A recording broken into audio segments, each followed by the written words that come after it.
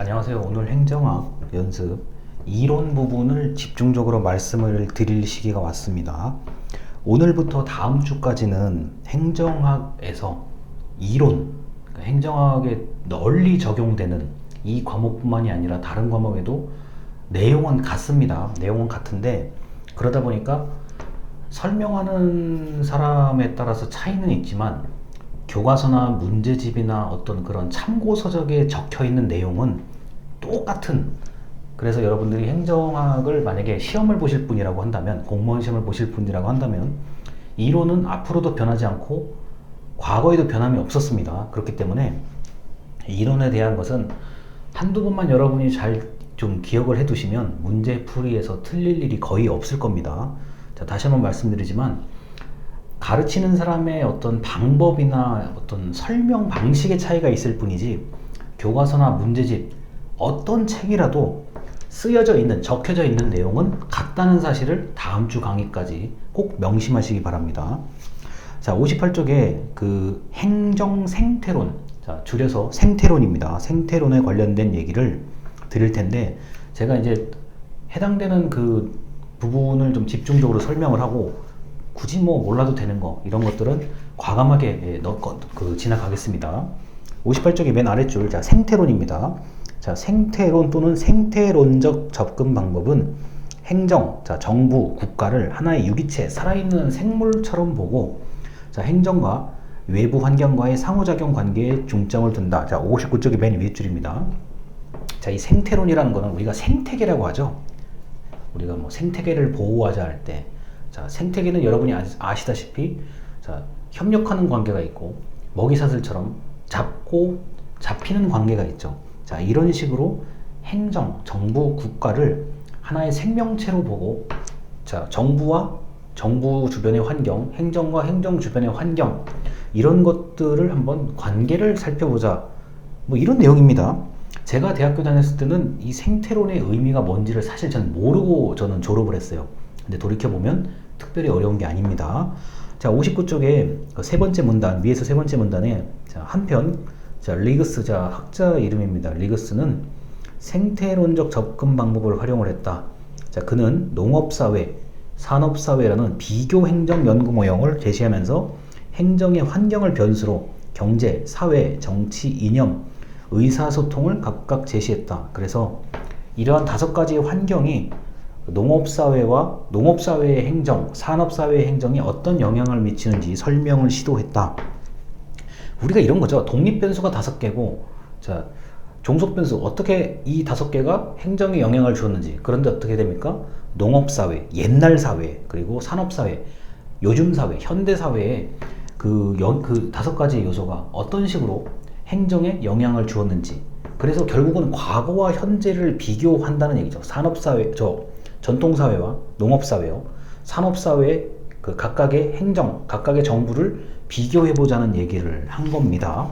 자, 우리가 비교라는 거를 할 때는 좀 이따 다른 방법에서도 말씀드리겠지만, 현재 시점에 나와 너를 비교하는 게 있고, 현재 시점에 한국과 일본 정부를 비교하는 것도 비교고요.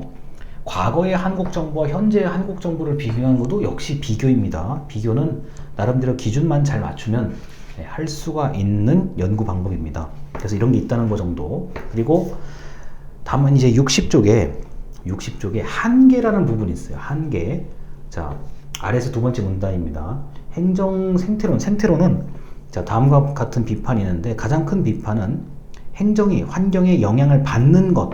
자, 환경이 행정에 영향을 준다, 이것만 생각을 했지 행정이 환경에 영향을 줄 수 있다는 그런 것은 소홀하다. 이게 이제 가장 큰 단점이라고 할 수 있습니다.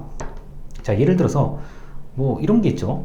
뭐 예전 같은 경우, 지금도 마찬가지지만 많은 사회 환경이 바뀌면서 그것이 정부에 영향을 준다, 행정에 영향을 준다. 맞습니다. 그게 이제 생태론적 관점인데, 자, 반대로 정부가 강력하게 사회를 주도할 수도 있고 사회에 영향을 줄 수도 있습니다. 저 개인적으로는 전자정부, 자, 정부가 전자적인 수단을 통해서 사회, 뭐 국민에게 영향을 주기도 하고, 기업과 협력을 하기도 하고, 전자정부 분야는 뭐 대표적으로 정부가 뭐 앞서가는 분야라고 저는 생각을 하기 때문에, 그리고 뭐 각종 정부의 사업이라든가 정책이 사회 전체의 변화를 이끌어가는 거죠. 그 대표적인 것 중에 하나가 뭐 성공과 실패를 함부로 얘기할 수는 없지만 부동산 정책 같은 경우는 정부가 부동산 정책을 어떻게 하는 발표하는지에 따라서 시장 상황이 완전히 웃는 사람도 있고 우는 사람도 있고 이렇게 되는 거죠.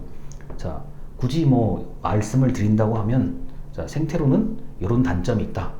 자, 환경이 행정에 주는 영향만 생각을 했지 행정이 환경에 주는 영향을 생각하지 못했다. 이 단점이 있다는 거죠. 자, 그래서 생태로는 이 정도 얘기하면은 거의 다 얘기한 거라고 봅니다. 자, 그리고 이와 연관돼서 61조 비교 행정이죠. 자, 거기 개념과 등장 배경은 돼 있는데 비교 행정론이란 행정에 관한 일반적인 이론을 만들고 체계적인 지식을 얻고자 여러 국가의 행정체제와 정책을 비교하는 것이다.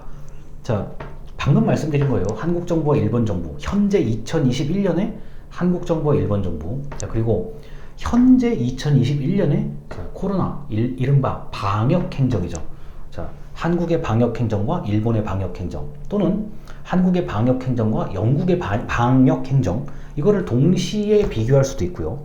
자, 그리고 방금 또 이렇게 현재 시점의 비교를 얘기하기도 하지만 과거의 우리 대한민국의 방역 행정, 현재의 방역 행정, 무엇이 차이가 있고 무엇이 같은가. 자, 제가 이제 요새 이런 주제를 가지고 비교를 해보니까 과거의 전염병, 지금의 감염병입니다. 이런 게 생겼을 때는 자, 서로 사람끼리 못 만나도록 차단한다. 그때도 그랬고요. 지금도 사회적 거리두기 차단하죠. 이거는 같은 성격의 것이죠. 자, 그리고 다만 달라진 거는 과거에는 감염병 이런 게 있으면 약도 좀 부족하고 뭐도 부족해서 굉장히 대처하기 어려웠다고 하면은 지금은 그래도 자, 의료 시스템이 잘 발달돼서 대처가 좀 빠른 편에 속하죠. 공통점, 차이점, 비슷한 점, 다른 점 이런 것들을 자, 동일한 기준에 따라서 분류하는 것, 이게 바로 비교 행정론입니다. 자, 그러다 보니까 61쪽에 아래에서 두 번째 문단. 자, 첫째, 행정의 과학화 노력. 자, 이게 주먹구구식으로 아무렇게나 하는 게 아니라 우리가 모범이 될 만한 거. 자, 비교를 해보니까 우리가 배울 게 있더라. 자, 우리가 부족한 게 있더라. 이런 거를 찾아내는 그런 과학화 노력이 가능하다. 이게 이제 비교 행정론의 가장 핵심이라고 저는 생각을 합니다. 자, 그리고 62쪽에 주요 내용 되어 있습니다. 거기 보면요. 이런 얘기가 있어요. 위에서 한 10번째 줄에 첫째, 비교 연구의 목적은 무엇인가? 너 왜 비교하려고 하는데 내가 공무원 시험에 자, 합격을 목표로 한다고 하면 나는 어떻게 공부를 해야 될까? 나하고 같이 공부하는 사람, 친구나 경쟁자는 이렇게 공부를 한다. 이게 목적이죠. 내가 왜 비교하려고, 내가 왜 내 친구, 나하고 같이 듣는 수강생하고 왜 내가 비교를 해야 되지? 자, 공무원 시험에 난 합격하고 싶은데 내가 아직 경험이 없고 지식이 없으니까 먼저 공부하는 사람들하고 비교를 할 수 있죠. 자, 둘째, 연구 결과를 어디에 어떻게 활용할 것인가?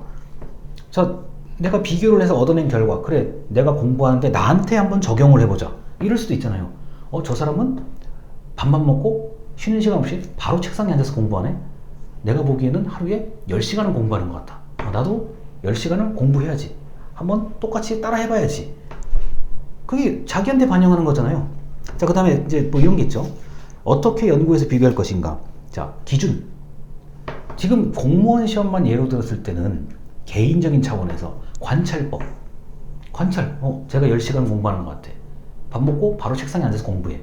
자, 그 다음에 문답법. 공부 몇 시간 하세요? 물어볼 수 있잖아요. 그런 방법도 있고요. 또 하나, 여러분들이 익숙한 거. 설문. 종이 설문지, 네이버 설문지, 구글 설문지, 설문, 여러 가지가 있잖아요. 자, 그리고 최악의 경우, 또는 최선의 경우일 수도 있는 거. 좀 굉장히 힘들지만, 야, 나하고 같이 살자.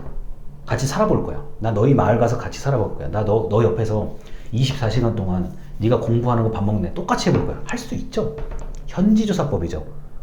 이게 전부 비교 행정의 방법이에요. 비교하는 방법인데 이 방법이 다양하고, 저는 지금 말을 이렇게 해서 그렇지 국가와 국가를 비교할 때는 비교의 대상, 그리고 비교의 범위, 비교의 기준이 훨씬 정확해야 됩니다.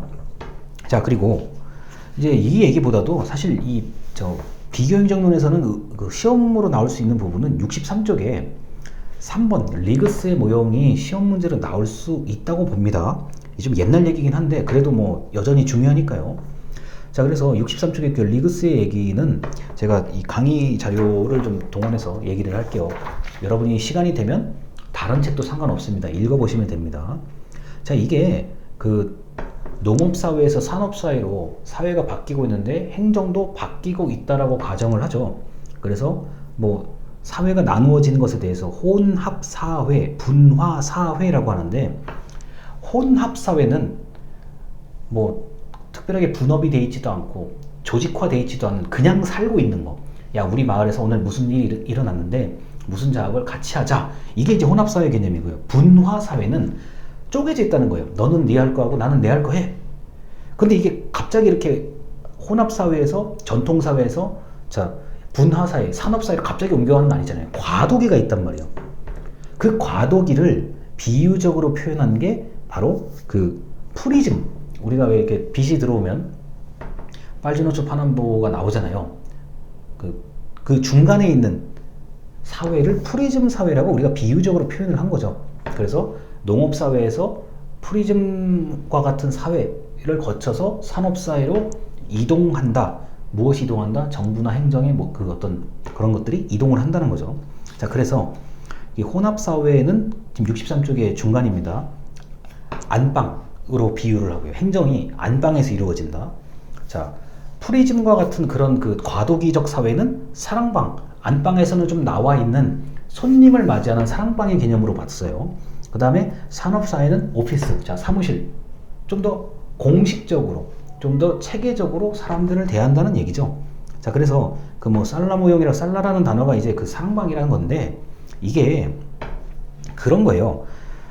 안방에서 사랑방을 거쳐서 사무실을 나간다고 하면 좀 더 공식성이 높아지고 좀 더 체계적으로 행정을 하기 시작했다는 거죠. 자, 그래서 우리가 이제 그 개발도상국, 한참 열심히 발전하고 있는 그 국가를 흔히 말하는 프리즘 사회, 사랑방 모형의 으로 좀 바라볼 수 있다. 이거를 발견해낸 게 리그스의 뭐 흔히 말하는 프리즘 사회 또는 사랑방 모형이라고 얘기를 합니다. 자, 그래서 과거에는 이제 뭐 이게 좀 주먹구구식으로 뭐 친하고 그러면 봐주고 이런 그런 거에서 프리즘 사회에서 과도기를 거쳐서 그 다음에 산업화 사회.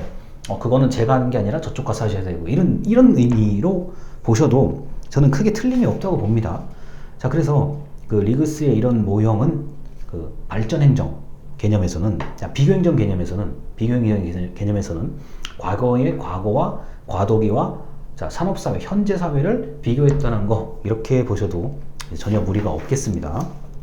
자, 그래서 이런 뭐 비교행정론도 뭐 비판을 받기도 합니다. 64쪽의 맨 위에 줄이요. 자, 비교행정론은 생태론과 유사한 비판을 받았다. 사회경제 문화가 행정에 미치는 영향만 강조하고 행정이 반대로 환경에 영향을 주는 것을 좀 무시했다. 뭐 이런 얘기를 합니다. 그래서 생태론과 비교행정론을 제가 일부러 하나로 만들어 놓은 이유가 있는 겁니다. 이게 비슷한 성향이 있어요. 그래서 이렇게까지 말씀을 드리고 일단 영상 마치겠습니다. 감사합니다.